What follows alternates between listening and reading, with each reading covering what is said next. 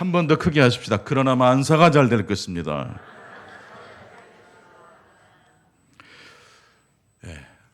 넘어지는 이유는 달라도 일어서는 각도는 같다. 오늘 5번째 시간입니다.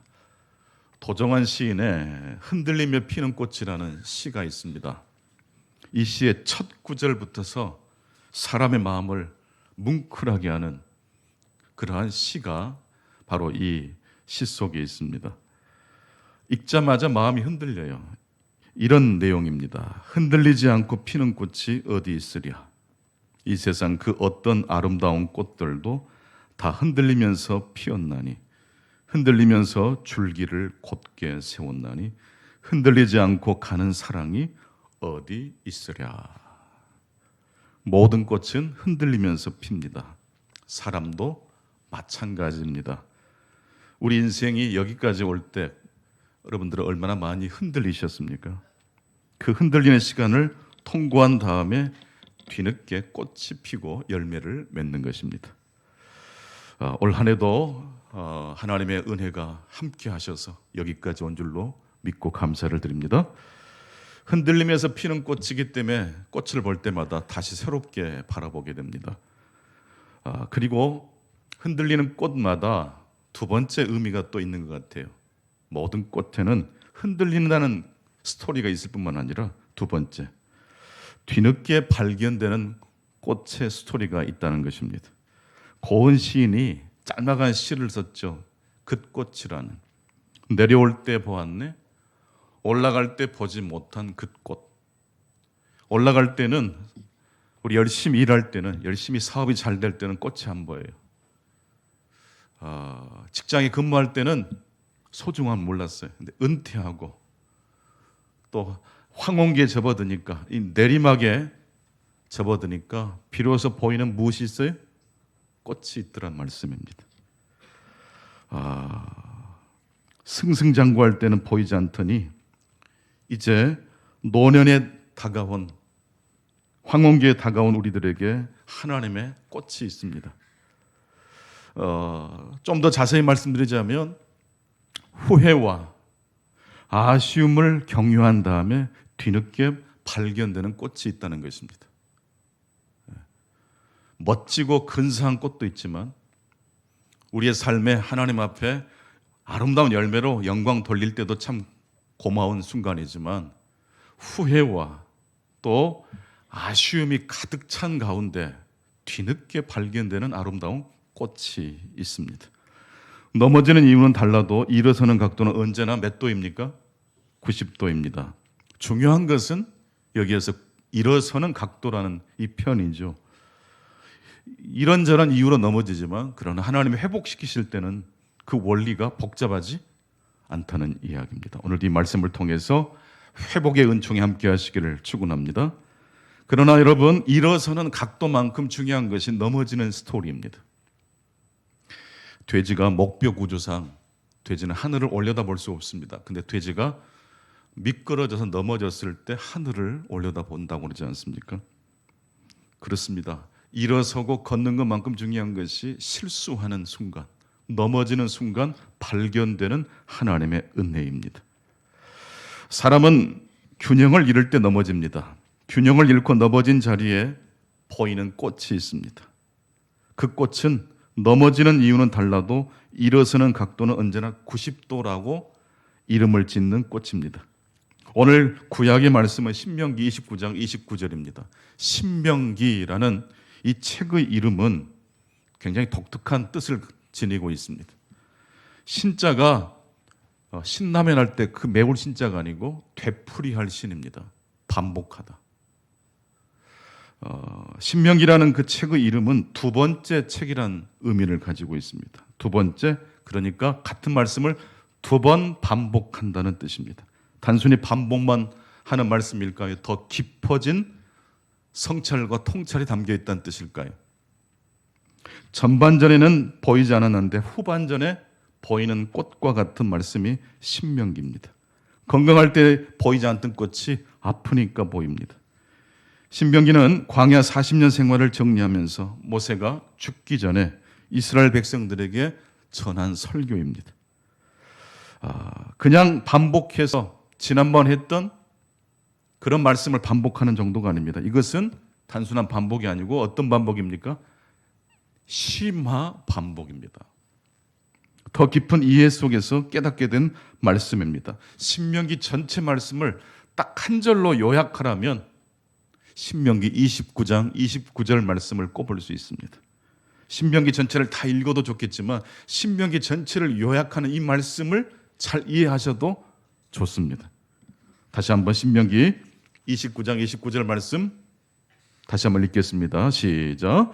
감추어진 일은 우리 하나님 여호와께 속하였거니와 나타난 일은 영원히 우리와 우리 자손에게 속하였나니 이는 우리에게 이 율법의 모든 말씀을 행하게 하심이니라. 감추어진 일은 누구에게 속했습니까? 하나님께 속했습니다. 그리고 드러난 일, 나타난 일은 누가 그 말씀에 응답해야 됩니까? 우리가 응답해야 됩니다. 애매한 말씀, 모호한 말씀이 아니라 나타난 말씀, 드러난 말씀, 계시의 말씀이라는 뜻입니다. 넘어진 사람이 다시 일어서려면 언제나 90도라는 보편적 하나님의 말씀의 원리를 붙들어야 되는데 신명기 29장 29절을 통해서 넘어진 사람이 다시 일어나기 위해서는 무엇과 무엇이 필요하다고 말씀하고 계십니까? 드러난 하나님의 말씀만 있어서는 안 되고 감추어진 하나님의 말씀에 대해서도 순종하고 응답해야 합니다. 드러난 말씀, 확실한 말씀을 응답하는 것은 어려운 일이 아닙니다. 순종하기 어려운 말씀 어떤 말씀입니까? 수수께끼와 같은 말씀이에요. 첫 번째, 이 아침 우리에게 주신 말씀, 드러난 하나님의 말씀과 감추어진 하나님의 계획을 신뢰하는 사람이 넘어진 자리에서 다시 일어설 수 있습니다. 예수님께서 나사로가 아주 중한 병에 걸렸다는 소식을 듣고 곧장 나사로가 있는 곳으로 달려가지 않으시고 있던 자리에서 이틀을 더 유하신 다음에 사흘째 되는 날 움직이셨고 결국 나사로가 죽은 지 나흘째 되는 날 도착하셨다고 말씀하고 계십니다. 마리아와 마르다 그리고 예수님과 나사로 사이를 알고 있었던 당시 많은 사람들이 뭐라고 예수님께 항변을 했습니까? 왜 이제야 오십니까? 왜 이렇게 늦으셨습니까? 라고 말을 했지 않습니까? 그런데 예수님께서 왜 늦으셨을까요? 당시에는 이 모든 이야기가 감추어진 말씀입니까? 드러난 말씀입니까? 감추어진 말씀입니다. 이해가 되지 않는 지점이 있다는 뜻입니다. 성도 여러분, 먹구름이 끼어서 햇볕이 가려진 순간에도 해는 있습니까? 없습니까? 있습니다. 맑은 날뿐만 아니라 흐리고 바람이 심하게 불고 폭풍이 부는 날 역시 해는 있는 것입니다. 따뜻한 하나님의 모습으로 우리들이 하나님을 경험할 수 있지만 춥고 서러운 그러한 시간을 통과할 때 역시 하나님이 우리와 함께 하십니다. 그것을 가르쳐주는 이야기가 나사로의 이야기입니다. 이해가 되지 않는 순간. 왜? 예수님이 몰랐다면 그럴 수 있지만 예수님께 전가를 보냈잖아요. 빨리 와주시라고. 그런데 그 이야기를 듣고도 이틀을 더 유하셨어요. 천국 가면 꼭 물어보고 싶은 질문입니다. 예수님 왜 이틀을 더 유하셨습니까? 저만 그러실까요? 이 예배에 참여한 우리 성도들 중에도 그 이틀이라는 그 유보된 시간 때문에 넘어지고 또 신앙의 위기를 경험한 사람들도 계실 줄 압니다. 왜 이스라엘 백성들은 광야 40년 동안 그 광야에서 생활해야 했습니까? 사실 애굽에서 가나안까지는 가장 빠른 길로 가면 최고 빨리 속도를 내면 2주일이면 가나안 땅으로 들어갈 수가 있어요. 그런데 2주 정도면 들어갈 그 거리를 몇 년 동안 헤맸어요? 40년 동안 광야 생활을 했어요. 이건 역시 감추어진 하나님의 계획입니다. 갈라디아서 6장 9절입니다. 우리가 선을 행하되 낙심하지 말지니 포기하지 아니하면 때가 이름에 거두게 될 것이라고 말씀하고 계십니다. 우리가 선을 행하되 낙심할 때가 있습니다. 언제 낙심이 됩니까? 예수님께서 이틀을 더 무작정 그곳에 계시다가 나사로가 이미 장례 치른 다음에 나타나신 그 장면, 시험 들기 딱 좋잖아요.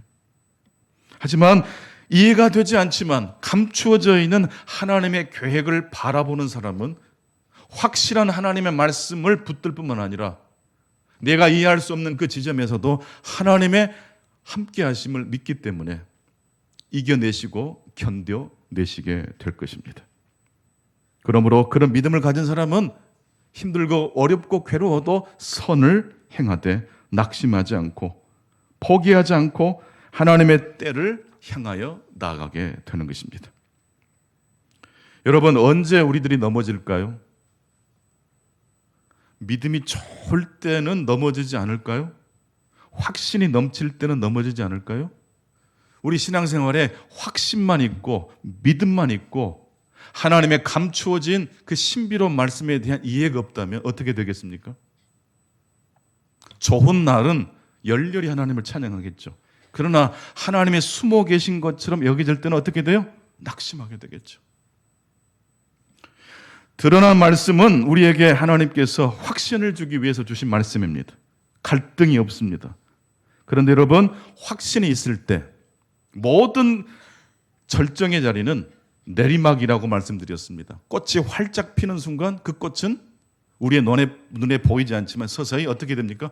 지기 시작합니다. 믿음이 충만할 때는요, 사실 모호하지만 이해할 수 없지만 숨겨져 있는 하나님의 말씀 역시 믿음이 충만할 때 기억해내야 됩니까? 기억해내야 합니다. 신명기 29장 29절과 함께 신명기를 읽으실 때 꼭 읽어야 될 말씀이 있습니다. 신명기 30장 19절과 20절입니다. 함께 성경을 펼치셔서 또 화면을 보시면서 말씀을 다시 한번 읽겠습니다. 신명기 30장 19절과 20절입니다. 시작. 내가 오늘 하늘과 땅을 불러 너희에게 증거를 삼노라. 내가 생명과 사망과 복과 저주를 내 앞에 두었은즉 너와 내 자손이 살기 위하여 생명을 택하고. 이 말씀 여러분들 어떻게 다가오십니까? 하나님은 참 당연한 말씀을 왜 이렇게 당연하게 하실까라는 그런 의문이 들지 않았습니까? 누가 생명을 선택하지 저주를 선택할 사람이 있겠습니까? 우리 앞에 생명과 사망이 있고 복과 저주가 있습니다. 둘 중에 우리는 무엇을 선택해야 합니까? 당연히 생명과 복을 선택해야 합니다. 그런데 여러분, 이 말씀이 쉬워요, 어려워요?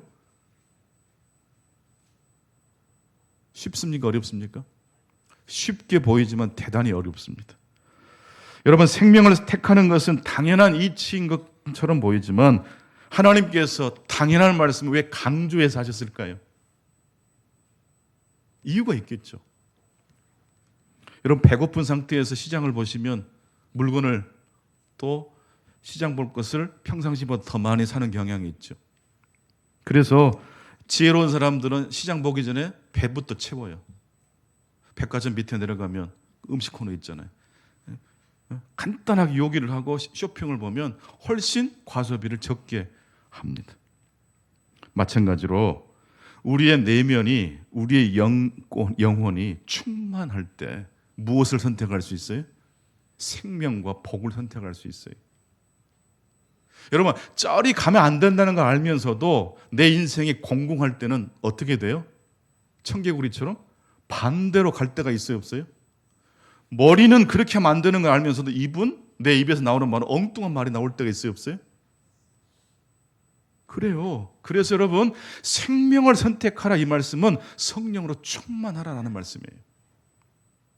그러면 신명기에서 말씀하시는 생명이란 어떤 말씀을 가리킬까요? 복과 생명이 가리키는 게 뭐죠? 방금 우리가 신명기 29장 29절을 통해서 드러난 말씀과 함께 무슨 말씀이 우리들이 붙잡아야 될 생명의 말씀이에요? 감추어진 말씀. 그래서 여러분, 신앙생활할 때 가만히 살펴보십시오. 확신만 가지고 살아가는 사람들은 주의하십시오. 넘어지기 쉽습니다. 뭔가 잘 됐을 때 우쭐대는 사람은 반드시 뭘 가능성이 많아요? 넘어질 가능성이 매우 높아요.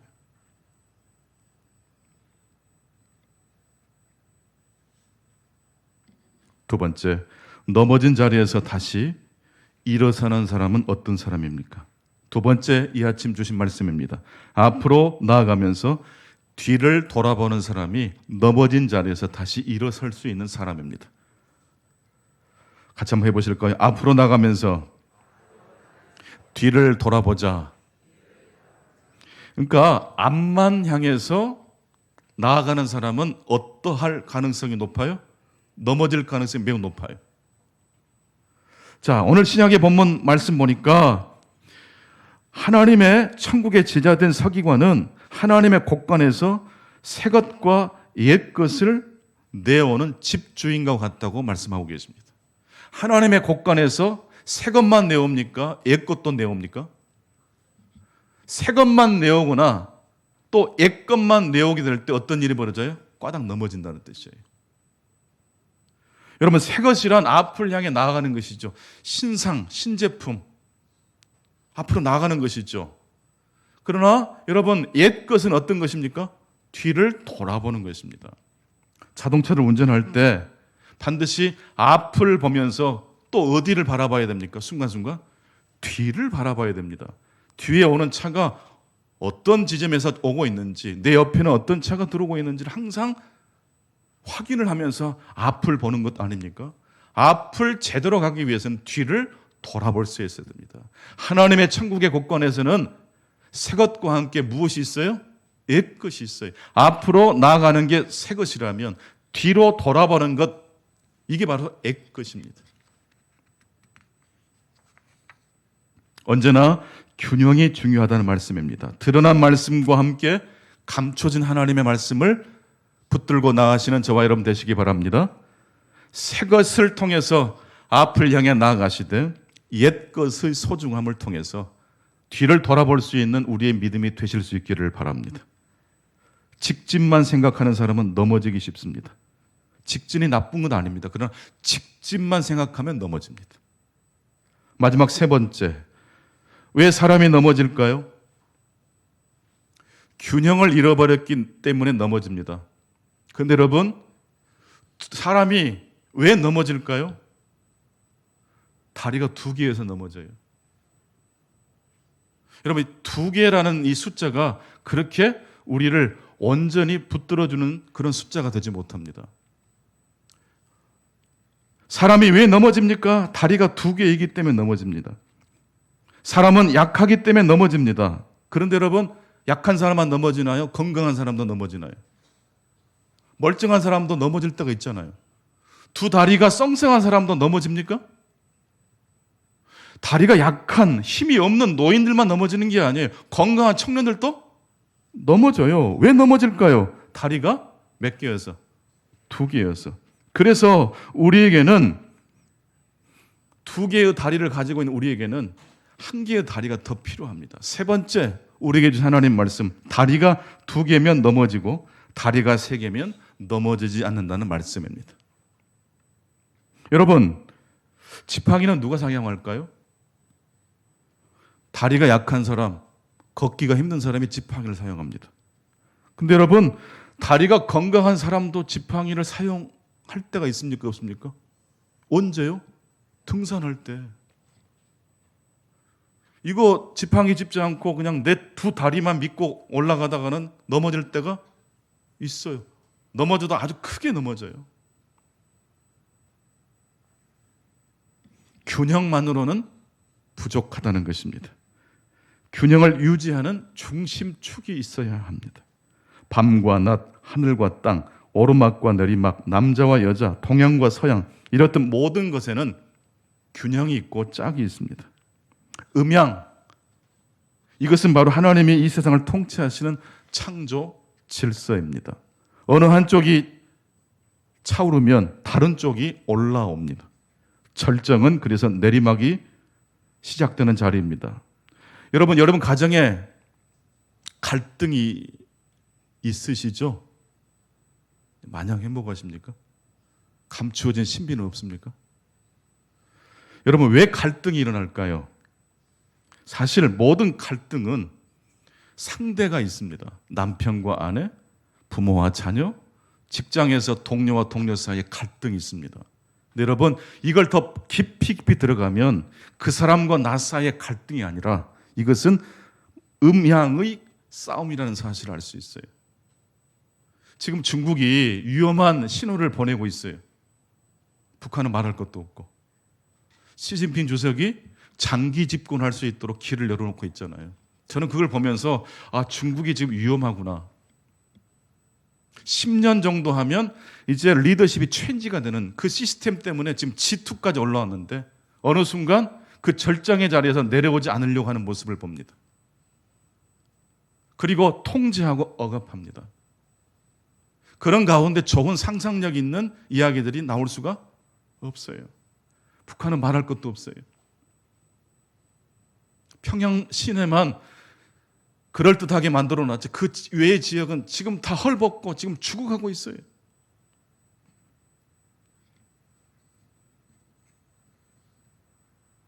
모든 갈등은 사실 음양의 싸움입니다.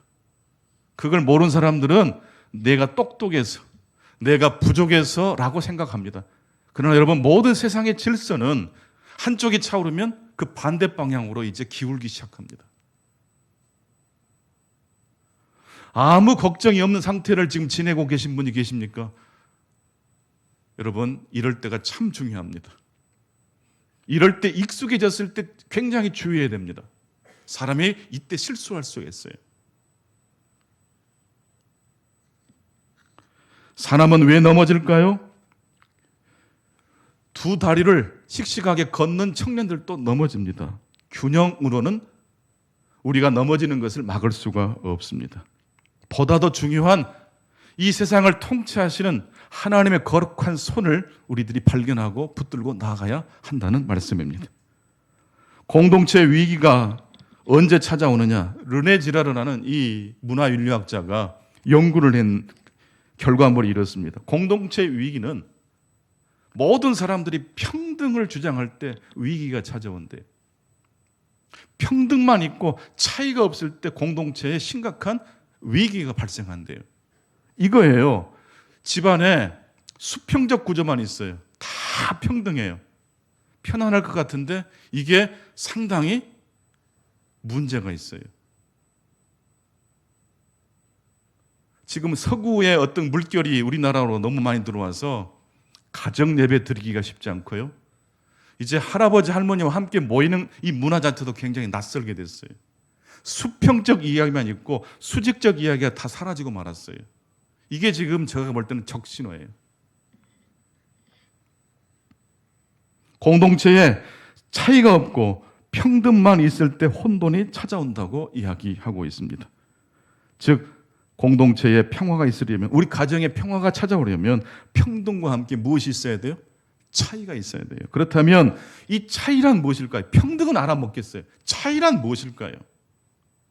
내가 할아버지니까, 내가 할머니니까, 내가 아버지니까, 내가 어머니니까 권위를 내세우자, 그런 뜻은 아닙니다. 예를 들어 공동체에 리더를 뽑았다고 하십시다. 그 리더가 다른 일반 회원들에 비해서 별 차이가 느껴지지 않아요. 그럴 때 어떤 일이 벌어져요? 공동체에 시험이 들어요. 리더십에 뽑힌 다음에 가장 먼저 오고 가장 부지런히 헌신하고 가장 솔선수범해서 어떤 일을 해요? 이때 뭐가 벌어져요? 차이가 발생하는 거예요. 근데 이 차이가 발생한 다음에 중요하게 해야 될 행동이 있어요. 봉사하고 희생한 다음에 반드시 이 리더는 뭘 해야 될까요? 자기가 그 일을 한 행동에 대해서 자랑을 하지 않고 감춰야 돼요. 그냥 해야 될 일을 한 것처럼 하는 거예요. 이럴 때 뭐가 발생해요? 차이가 발생해요. 수고한 만큼 대접을 받아버리면 차이가 발생해요? 발생하지 않아요? 발생하죠. 이미 상을 받아버렸잖아요.